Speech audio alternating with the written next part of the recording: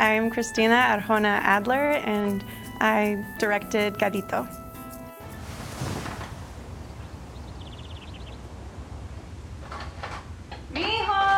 Acting actually started first for me. I got into theater, I went to Performing Arts High School, and Alabama School of Fine Arts. It's a really great program, and they really emphasize being good at everything and understanding what it takes to make a production happen. So it started to interest me in having both sides. And then I went to college and I studied acting and technical design and kind of continued that at Elon University in North Carolina. I've done drama, I've done comedy, I've documentaries. Kind of my consistent thing is women doing things besides trying to get a man, and that kind of can be, whatever it is.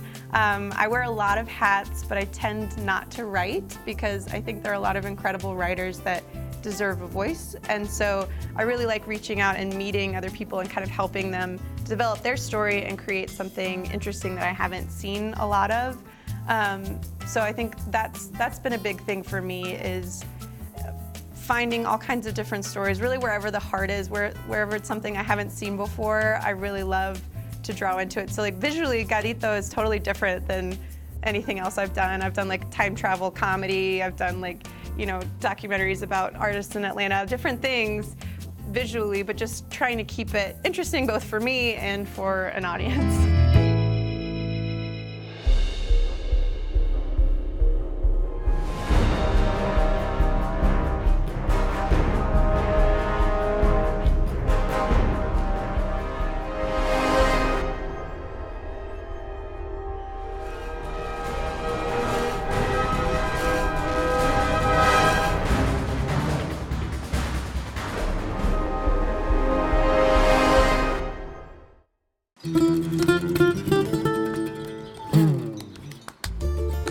My father got his citizenship through the military, so that's been a big part of our family. So we bopped around a lot, and after he retired, and then he became a medical missionary. So I used to travel with him kind of around the world a lot. So that's been a huge part of how I see the world and how important I think it is to get different perspectives. And if you're only in one community your whole life, you really, it's very easy to see different people as the other. So if you can expand that, and film is such a wonderful opportunity that even if you can't travel, if you can't afford to travel, you can see this film and experience something that's different than where you are. My parents ended up leaving the military, and then my mom got a job at Auburn University. And I went to college in North Carolina. I'd kind of tried out LA and New York, and it just didn't seem like the right fit at the time. And I have two younger siblings, and they were kind of going through middle school. So I went home for a little bit and taught our family also now owns a Taekwondo studio. That was when they left the military. I worked there for a little bit, and then was kind of figuring out what my next move would be. And then I sort of ended up getting an agent through some work that I did as a writer and back and forth, and then ended up in Atlanta, getting the opportunity to have an agent in Atlanta. So I was like, you know what, maybe I'll try Atlanta. So it was sort of a backwards way of going here, and it was really nice as my sisters were kind of going up through school to be close enough that I can see them, on the weekends, but then be in a place that's really up and coming, and then getting here and seeing especially the female filmmakers, the independent female filmmaker kind of group here in town, and how supportive it has been was really huge for me. And I feel like it opened a lot of doors. I feel like there's tricky things in New York and LA because a lot of it's so established already, but Atlanta is sort of building itself up now, and in that way I feel like there's way more diversity in who is coming up with the content here, which I think is really incredible. Coming into film, it sort of continued for me. I was lucky enough to get an agent pretty quickly, and then being a 20-something woman auditioning for roles, I got a little tired of the kinds of roles I was seeing. It kind of inspired me to create a production company based on that, trying to see more interesting roles for women in particular, and LGBTQ, people of color. That's something that's really inspired me, and so sometimes I feel like I have more freedom to not just be an actress. If I have some creative control, you can help really facilitate interesting and new content. My two favorite is acting and directing. I do a lot of other different things, but those are kind of where my loves are. Ideally, I would love to be successful enough as an actor that I can afford to be a director, or find, one way or the other, whichever way I can help tell interesting stories, whatever place I can facilitate making the story strongest. So I actually started directing first, and when I was doing stuff with my production company and smaller films, I was directing and first ADing for myself. And so I got used to kind of taking that creative element. I'm a Virgo, I'm a very heavy, intense Virgo. So, but I love creative elements, but I also love the technical and the organizing. And then it took me a little bit to realize, like, oh, I could hire somebody to be my first AD and I can just be creative on this project. So in the indie world, ADs, especially female ADs, it's hard to find like strong, confident ADs that can really get an independent project going. So I've had a really pretty successful time being a first AD, and I like helping, especially up-and-coming creatives, understand logistically, like, here's how you can make your day, and like, here's how you do these things. So I love, it's sort of my bread and butter a lot of times as a first AD, and I love helping other people do that, but basically realized that being a director and AD is exhausting, and it was really nice to finally get to split that up. You keep moving up with the projects that you're doing. This one was like such a labor of love and such an important emphasis for me on creating a whole community with this film, specifically like in who we hired and the kind of community we made around it. So it's majority of mostly women, mostly Hispanic, mostly LGBTQ. That was really important for me to like give people opportunities who necessarily haven't gotten one yet or are sort of up and coming, and connecting them with each other. It was interesting. My wonderful writer, Elin Rose Hill, she had this idea. She kind of wanted to see, she wanted to see queer joy in more of a, in a positive way in film. You don't see it a lot, especially in independent film. It's a lot of queer sadness, and she kind of was trying to figure out an idea of like, how do we talk about something without having to talk about it in some ways with that? And so she originally was going one direction with that. And I kind of helped her. I was like, what if this whole family was Hispanic? And can we kind of talk about masculinity and gender roles and machismo without saying it at people? How do you kind of just show it? So that was kind of a big thing of what we developed with this family, and why it was really important to me to have a whole Hispanic family. We've got Norio Nishimura, and it's always interesting combinations. Norio is Puerto Rican and Japanese. And then our little boy, Maximus, is Colombian and Russian. So we've got, so there's kind of showing also that there's a lot of different types of Latin families and Latin dynamics. So yeah, it was really wonderful to share that.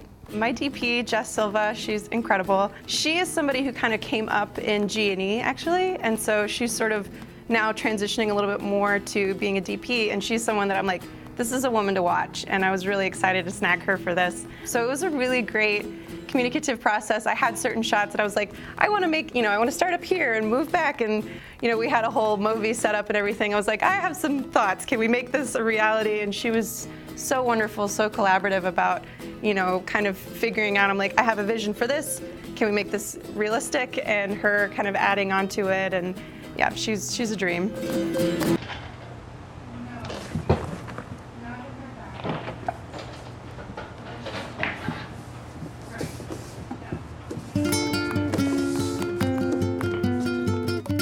So on the choice of not really having much dialogue, we kind of thought about it.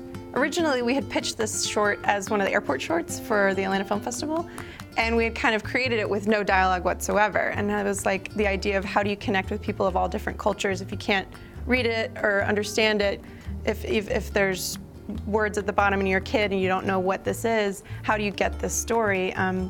So we wanted it to be really universal. And we kind of thought about it sort of like a live action Pixar, that kind of like connection, and so that, yeah, the dad never speaks and the son only meows. Él está contigo hoy. ¿Recuerdas? You find different ways to connect, and then I feel like you're more aware of smaller things. If you don't have dialogue, you're really looking at people, and with something like this, I feel like it's really easy to be preachy, and so I'd rather people take from it what they want to take from it, and the dialogue that you get at the beginning is very minimal, really sort of just sets it up and then leaves you to like, okay, now you're gonna spend the day with these two boys, and what does that look like? So yeah, I think it helps people maybe lean in a little bit more if you're having to kind of figure out what's going on. challenges visually was finding the right boy, first off. That was a really interesting process, specifically finding a young Hispanic boy and kind of putting the caveat that this is an LGBTQ-friendly film, even though there's nothing in it that, is suggestive of anything in particular. It's sort of at an age where you wouldn't really know your sexuality necessarily, but maybe you're gonna explore something a little more feminine. And what is it like to have a home space that is positive about that versus feeling shut down, especially in a Hispanic home and with a Hispanic father. So we had Norio. I pretty much knew right away that I wanted Norio. I'd kind of looked around and I knew him personally and just also professionally. He tends to get cast in a lot of like tough guy roles, even though he's like the sweetest human you've ever met. And I kind of also feel like, okay, that's that tough Hispanic, sometimes that stereotype of like what that kind of man is. So to see someone like him be softer and like processing, okay, my son's a little different and he's doing something that's not traditionally what a little boy would do. How do I process that? And Norio was just fantastic from the get-go. So it was really wonderful to have him in the audition rooms while we were meeting with little boys. But we, for a little while, thought the film wasn't gonna happen because we had so few boys willing to audition, and parents in particular, so few Hispanic parents letting their children be associated with an LGBTQ film. And we were pretty disappointed in that, and part of what we're hoping is that seeing the film now, that they'll see like, this is what you could have been a part of, and this is also hopefully something to talk about in your families. And it made it feel very poignant of like, okay, we're that closed off about this, and as a community we don't even want to acknowledge this. So we went through really searching everywhere. Kimberly Thomas, our casting director, was incredible, and she looked high and low. And Maximus has never acted before. He's 5 years old and his mom is an actress. And so we kind of ended up finding him through that and having him play with cat toys and stuff in the audition room and have him play with Norio to kind of get that dynamic. So it was important to kind of see that they looked like each other, but then also really that he could play with him and that he could, be able to respond to a really unique environment. So Max is very smart, being 5 years old, but he'd never been around cats before, which was really interesting. So we actually talked to the lovely people at Java Cats. They gave us an hour in there with just us and him, and he got to play with all the cats and sort of understand how they moved, and we kind of tested like, okay, if you're in a little ball, like on the couch, what would you look like, and how do they work? And he was so smart, so then when we got on set, I would say, okay, let's do, what about this one? He's like, just like the orange cat did. Okay, and I got it. And so he was like so smart about it. So giving him really specific cat things to do helped him kind of get into that mindset a little bit more. And it was interesting, like at the very start of the day, our first shot, we were like, and action. And he just like looked at the camera and cried and was like, I want to go home, and like ran off. And we're like, okay, all right, cool. I made this decision to hire a non-actor. And we kind of sat him down. I think he just got a little overwhelmed by everything. But one of the things I think also about having a lot of women on set, it was super nurturing environment, and the men on set too, everybody was just so welcoming and so supportive of him that it was kind of like, okay, let's get you a little drink and a snack and like, let's try this again. He was like, okay, great. And then he was fine the rest of the day. So it was just sort of getting those initial jitters out, and then otherwise, yeah, he was just like such a delight. He loved to meow. We kind of started communicating with each other in meows, and that kind of helped him.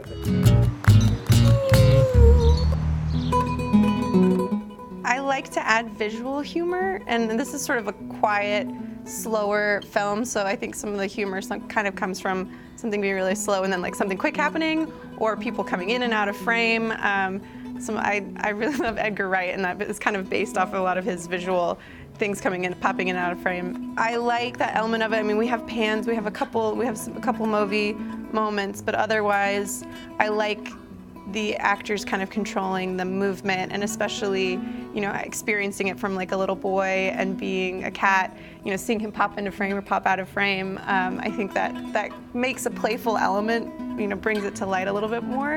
And I think it keeps it visually interesting. And I think, yeah, it's something maybe you don't see as often. And I like to use the full range of, we have the camera, how do we make the blocking interesting so that it really is dynamic?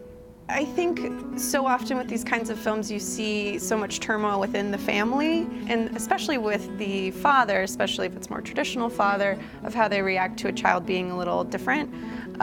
So we didn't want to do that. We wanted to see him processing, maybe not necessarily understanding it right away, but trying to understand his son, and when his son cries, not to make fun of him, trying to be there with him, and then going out into the world. I've interviewed different dads and things and their experiences, and it's kind of that thing of like, I love my child so much.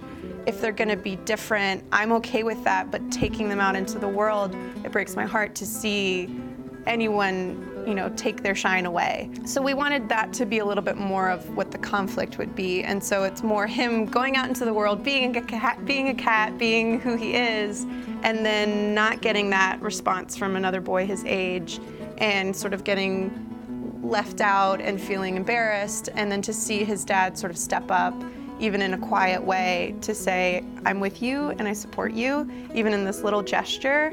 I think that means a lot. My one takeaway is it's okay for boys to be soft and sweet, and I think it's really important. I love to make feminist films, and this film in particular was for me trying to include men in the conversation, and so many men and boys I've talked to about this have been like, wow, I never really even thought about that. And so it's not just that, you have to be a queer man to enjoy something feminine, and kind of, if we don't treat feminine as a lesser, we can all be equal in it, then what does that do for little boys? You can be a tomboy, but there's not really an equivalent for boys that isn't negative. So if we can kind of embrace that, help boys be able to communicate more and express themselves more, I think that'll really help with their communication growing up and how they see women and treat women. And I think it's really beneficial for everybody. It feels so nice to do it here. I mean, I love it. I've got so many friends and family that are really excited to see it. And it's that kind of that like hometown love, and like the whole crew is really excited. And that's always the thing, like, okay, when you premiere it somewhere else, it's like, but I want everybody, I want the whole crew, I want everybody to come see it. And the accessibility of having it here and having it in such a great festival is really, really wonderful.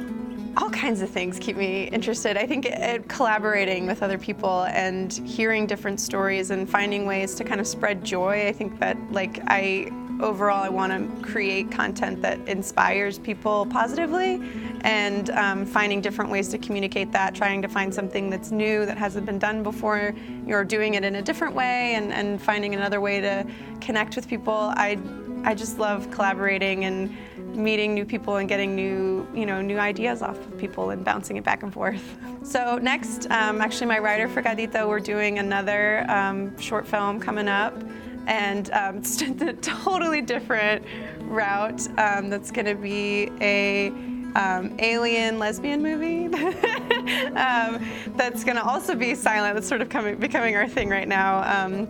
Of two aliens that fall in love with each other immediately, but don't know how to connect and try to reach each other, and then accidentally pull each other apart. It's gonna be like 3 minutes, but it's like trying something totally different, and actually, we're like, okay, maybe we'll go another route and see what that means to have that kind of conversation.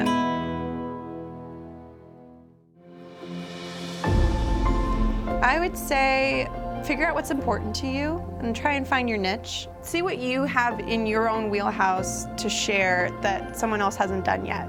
And everybody's unique, and what's your perspective that's unique, and if you are passionate about it and you're moving forward, trying to help others, trying to create something different, I think you'll always find something neat, and try and collaborate with people that build you up. I think it's important to learn from someone else, but also make sure it's a positive working environment, and I think that breeds creativity, and yeah, I think positivity always breeds creativity. Personal stuff, I've got Kristina with a K _Adler, so Kristina Adler on Instagram and Facebook, and then otherwise my company is Jump Cut Collective, and you can find us at jumpcutcollective.com.